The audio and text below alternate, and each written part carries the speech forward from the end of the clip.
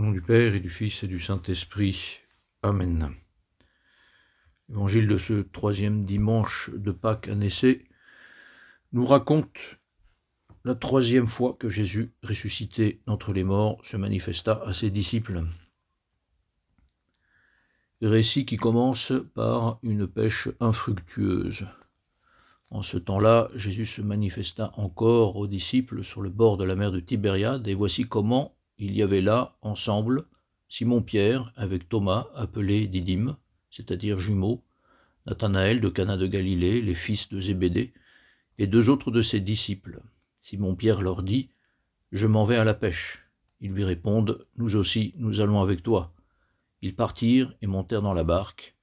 Or, cette nuit-là, ils ne prirent rien. Encore une pêche infructueuse, je pourrais dire, si on considère celle que nous raconte Luc, une autre pêche, en effet, où les filets ont été jetés pour rien, après une nuit de travail, et les disciples étaient revenus sur la rive et avaient rencontré le Seigneur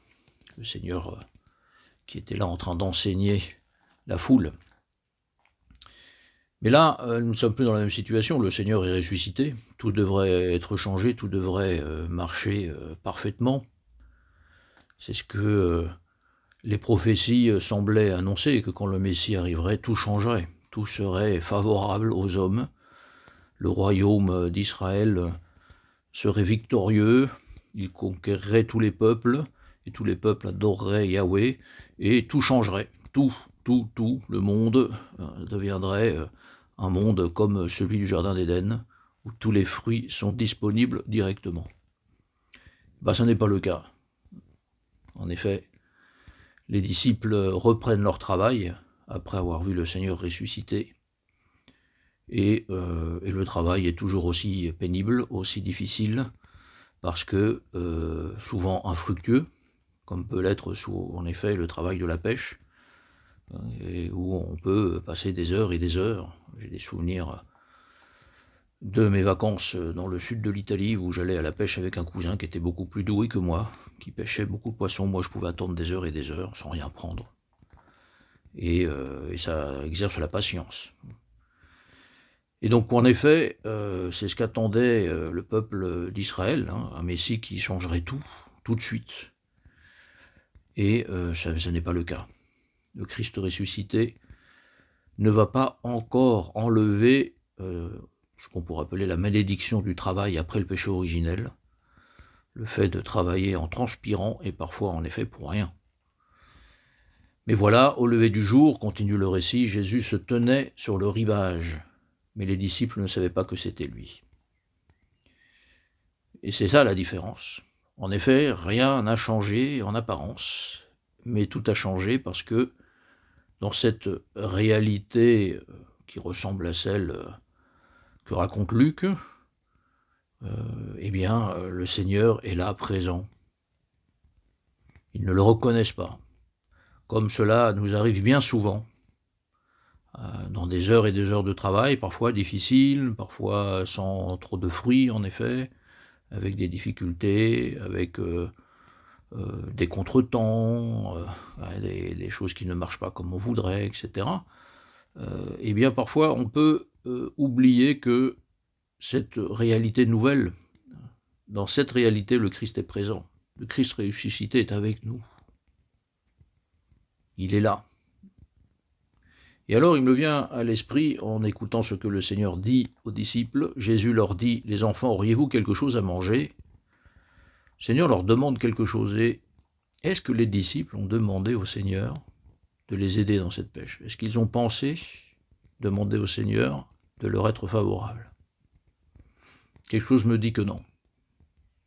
Quelque chose me dit que ce qui n'a pas encore vraiment changé dans les cœurs des disciples, c'est de comprendre en effet ce que le Seigneur leur avait dit : « Demandez en mon nom et vous obtiendrez. » Et alors c'est le Seigneur qui demande. C'est lui qui met ses disciples sur de bonnes rails. Il demande ce qu'ils ne peuvent pas lui donner. Saint Augustin disait au Seigneur : « Seigneur, tu me demandes ce que je ne peux pas te donner, donne-le-moi et je te le donnerai. » Voilà, et bien les disciples vont précisément se retrouver à pouvoir donner ce qu'ils ne peuvent pas donner parce que c'est le Seigneur qui va le leur donner. Ils vont répondre non. Il leur dit « Jetez le filet à droite de la barque et vous trouverez ». Ils jetèrent donc le filet et cette fois, ils n'arrivaient pas à le tirer tellement il y avait de poissons. La condition pour que, évidemment, le Seigneur donne, c'est qu'en effet, nous allons le lui rendre. Nous n'allons pas nous accaparer, comme au Jardin d'Éden, les fruits pour notre propre usage, pour notre propre égoïsme, pour notre propre gloire, pour notre propre satisfaction, bien-être, etc. La condition pour que le Seigneur soit généreux avec nous, c'est que nous soyons généreux avec lui. Et lui, qui ne se laisse jamais gagner en générosité, comme disait saint José Maria, eh bien, est très généreux. Et c'est ce qui arrive aux disciples, ils se retrouvent avec un filet prêt à exploser, hein, tellement il y a de poissons. Mais en effet, parce que c'est un miracle, le filet va tenir. Et il se produit de nouveau ce qui s'est produit lors de la première course de Pierre et de Jean vers le tombeau. Je dis Jean, même si le texte dit le disciple bien-aimé, pas rentrer dans les polémiques des exégètes sur savoir si ce disciple bien-aimé est bien Jean ou pas. Voilà, c'est Jean. Jean reconnaît le Seigneur. Il est le premier à le reconnaître. Et je pense parce qu'il réussit à mettre tous les points qu'on a décrits jusqu'à maintenant qui permettent de dire le Seigneur est là, c'est bien lui. Voilà, le Seigneur qui demande à ses disciples ce qu'ils ne peuvent pas lui donner parce que lui veut le leur donner. Et parce qu'eux-mêmes n'ont pas demandé avant. Et puis évidemment, cette pêche miraculeuse qui lui rappelle celle de Luc 5, il était là, hein, dans le bateau avec Jacques. Pierre l'appelle, hein, quand le filet était presque en train de craquer, dans cette pêche miraculeuse racontée par Luc au chapitre 5, voilà, il les appelle, Jean et Jacques, pour pouvoir l'aider à monter le filet sur la barque. Et donc nous sommes dans ce cas-là, hein, et en effet, Jean est le premier à reconnaître, Jean le mystique. Pierre, le hiérarchique, n'a pas encore réussi à tout comprendre, mais il le rattrape beaucoup plus vite. Tout de suite, Pierre, en effet, écoute Jean, et cette fois-ci, il le croit sur parole. Et il se jette en effet à l'eau, persuadé en effet que Jean a raison, c'est le Seigneur. Quand Simon-Pierre arriva au bord, eh bien, il voit ce qui est évident. Dieu a déjà préparé le petit déjeuner pour ses disciples. Il y a déjà des poissons en train de griller, du pain prêt pour se faire des petits sandwichs. Le Seigneur est prévenant. Le Seigneur n'abandonne pas ses disciples. Le Seigneur n'abandonne pas ceux qu'il a appelés, jamais. Et c'est cette grande confiance. Oui, rien n'a changé en apparence. On peut travailler des heures et ne rien gagner, ou gagner très peu, ou avoir que des problèmes, ou ne pas réussir en effet à obtenir ce que nous voulons, mais le Seigneur est là. Le Seigneur est là, et c'est ça qui fait que tout change.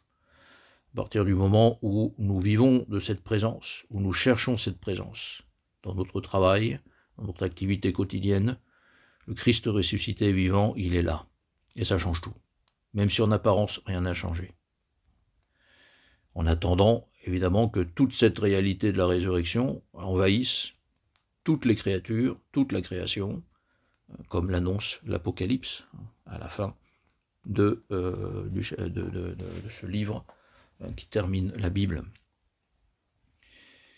Et le Seigneur donc invite ses disciples à manger avec lui, et c'est ce qui nous arrivera à la fin des temps. C'est le grand banquet dont parlent sans arrêt les prophètes et le Seigneur lui-même. C'est le grand banquet où nous mangerons à la table avec le Seigneur, où nous profiterons des mets que le Seigneur aura préparés pour nous, des mets matériels, puisque nous ressusciterons et nous aurons des mets matériels, mais surtout des mets spirituels.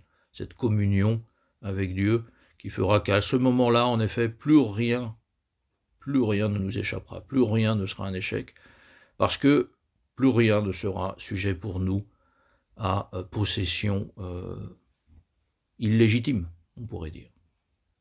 Nous n'aurons plus ce désir de nous accaparer les choses, pour satisfaire notre égoïsme, nos petitesses, etc. Bien, terminons en demandant à Notre-Dame de nous aider à entrer dans cette confiance. Rien n'a changé en apparence, oui, mais le Christ est ressuscité, et donc tout a changé. Au nom du Père, et du Fils, et du Saint-Esprit. Amen.